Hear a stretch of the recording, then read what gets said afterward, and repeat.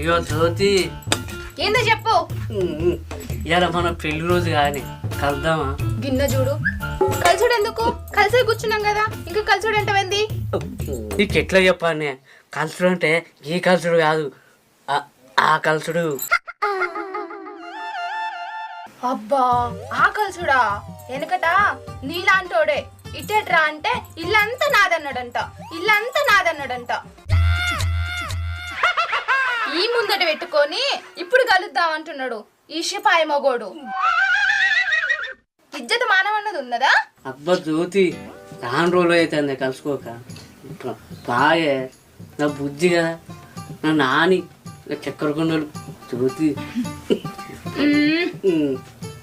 ఇంకా నన్ను ఆడ వసపడినిస్తావు పా.